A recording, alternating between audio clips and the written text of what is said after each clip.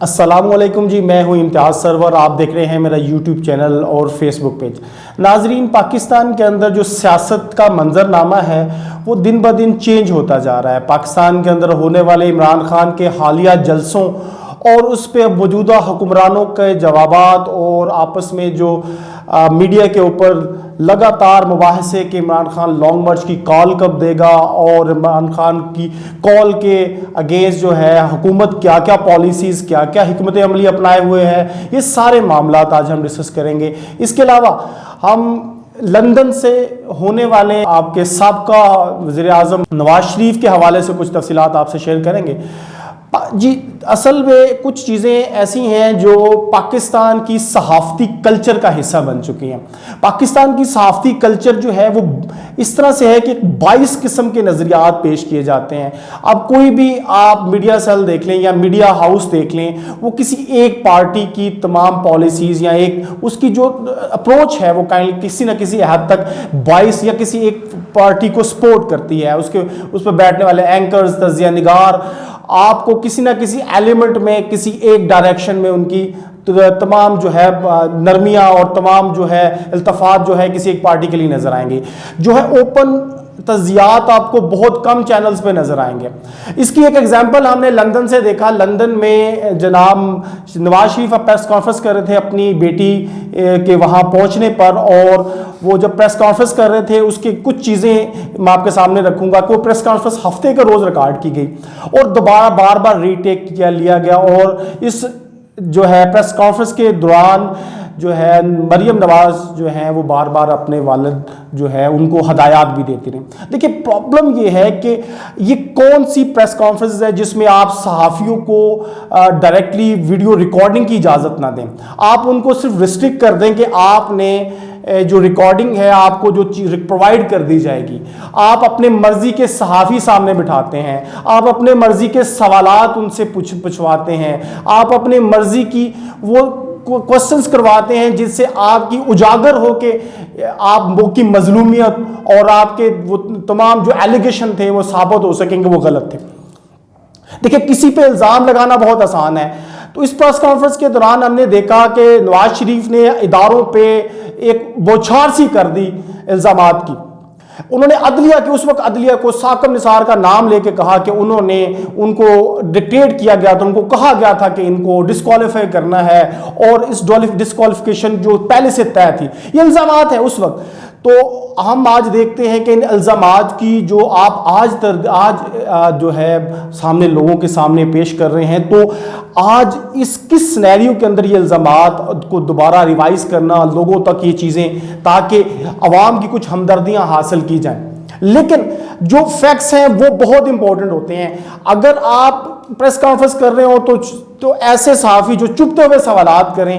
اصل چیز یہ ہے کہ وہ سوالات آپ جو جرنل اور ان بائس جو ہے صحافی کرتا ہے وہ چیز ایلیمنٹ ہوتا ہے کہ جو لیڈر ہے وہ اس کا جواب کیسے دیتا ہے. ایسا تو نہیں ہے کہ آپ کو پلیٹ میں آنسر بھی مل جائے، سوالات بھی مل جائیں اور آپ اپنی مظلومیت پوری دنیا کے سامنے ثابت کرتے ہیں. یہ کیا امپریشن دیتا ہے؟ ہمارے ملک میں آپ کہتے ہیں کہ مجھے بیٹے سے تنخواہ نہ لینے کی وجہ سے نکالا گیا، اقامہ کی وجہ سے. دیکھیں، پاکستان کے اندر کوئی قوانین ہوتے ہیں. جب آپ پبلک آفس ہولڈر ہوتے ہیں اور آپ کے پاس آپ وقت کے وزیر اعظم ہوتے ہیں تو آپ کے اوپر سب سے بڑی رسپانسبلٹی ہوتی ہیں، آپ کی لائبلٹیز ہوتی ہیں کہ اگر آپ کسی اور ملک کا اقامہ رکھتے ہیں، اقامہ رکھنا کا مطلب ہے آپ اس ملک کی جو ہے وہاں پہ یہ ڈکلیئر کر رہے ہیں کہ میں اس ملک کی پاسداری قوانین کی پاسداری کروں گا.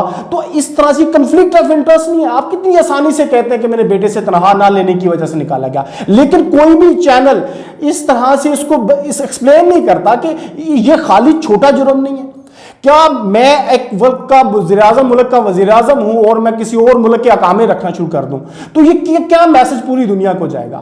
ان اقاموں کی حیثیت کیا ہوتی ہے اور اقامے کیوں لیے جاتے ہیں؟ یہ ساری چیزیں تو آپ نے ڈفرنٹ تجزیوں میں کسی اور ویلاگ کے اندر ایکسپلین بھی کر دوں گا. لیکن کنفلکٹ آف انٹرسٹ، جب آپ ایک ملک کی پبلک آفس ہولڈر ہوتے ہیں اور تمام سیکریٹسیز ٹاپ لیول کی آپ کے پاس ہوتے ہیں اور آپ کسی اور ملک کے ساتھ کائنڈ آف جو ہے بیان حلفی وہاں سے سائن کر کے اور کہیں کسی اور ملک کا اقامہ رکھتے ہیں، تو یہ ایک اس سال بہت بڑی امبیرسنگ بات ہوتی ہے. عوام اس بات کو سمجھتی ہے.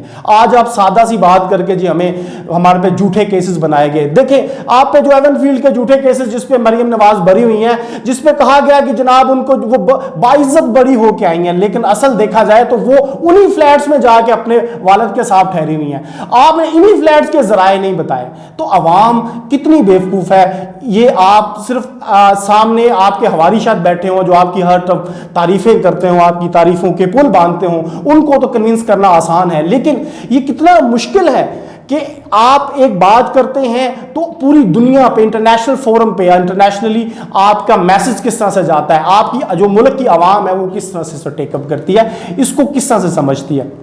تو اس لیے عوام اتنی بیوقوف نہیں ہے, وہ یہ سمجھتی ہے کہ آپ نے اسمبلی, نیشنل اسمبلی کے اندر بیٹھ کے کیا کہا کہ یہ وہ ذرائع, پھر آپ اس سے مکر گئے, پھر آپ نے یہ تمام مرحلوں پہ آپ اپنے جو آپ نے قطری خط اور اس کے ایویڈنسز کو اٹیچ کرتے رہے, لیکن کنکلوسیولی آپ نے کہیں بھی کوئی ایویڈنس نہیں دیا. تو یہ ساری باتیں جو ہیں وہ عوام کے دلوں میں بیٹھی ہیں, عوام اس کو جانتی بھی ہیں, اور اگر آپ ریپیٹ کریں گے بار بار تو اس سے یہ آپ کا بیانیہ یا آپ یہ اسٹیبلش نہیں کر سکتے کہ آپ ان قوانین سے جو ہے آپ نے جو ہے آپ کو کوئی وکٹمائز کر رہا ہے یا آپ کو آپ کے خلاف غلط کیسز بنائیں. دیکھیں پاکستان کے اندر جو طاقتور حلقہ وہ اتنا طاقتور ہے کہ اگر کوئی جرم ہوتا ہے تو وہ اپنی مرضی کے قوانین بدل دیتے ہیں اس جرم کے اکارڈنگلی. آپ نے نیب میں دیکھا, نیب کی میں پہلے بھی ویلاگ میں بتا چکا ہوں کہ اس کیس کو کیس بیسس پہ نیب کے قوانین کو بدلا گیا کہ ایک پرٹیکولر بندے کا ایک کیس ہے, وہ کس جگہ سے اس کو چھوٹ مل سکتی ہے, تو اس کیس کو اس کے اکارڈنگلی بدل دیا گیا. 50 کروڑ تک کوئی بندہ نیب پوچھ نہیں سکتا. اس کے بہت سی اس کی ڈیٹیلز ہیں, I will share you later on, آپ کو کسی اور ویلاگ کے اندر شیئر کریں گے.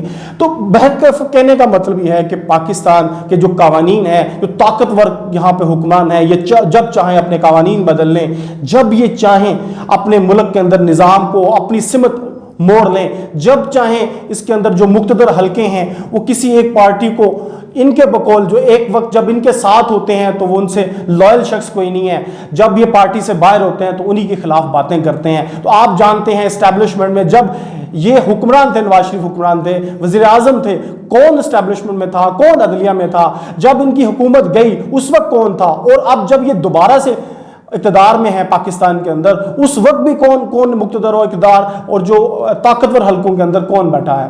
تو یہ چیزیں کنٹروورسیز عوام کو سمجھ آتی ہیں, لیکن ایک بات جو بڑی واضح اور کلیئر ہے کہ آپ جتنا بھی آپ اپنے ایلیگیشن ہے, جب تک آپ اس کا پراپر ریکارڈ پیش نہیں کرتے عوام میں, آپ کی صرف باتوں کو ایڈمٹ نہیں کرتے, باتوں کو ایکسیپٹ نہیں کرتے. کوئی بھی کیس ہوتا ہے, اس کیس کو ہم صرف یہ کہوں کہ میرے پہ جھوٹے الزامات ہیں, کوئی بھی چوری کر کے کبھی نہیں مانتا, کوئی بھی ڈاکو یہ نہیں کہتا کہ جناب میں نے یہ کام کیا جب تک وہ پکڑا نہ جائے, جب تک.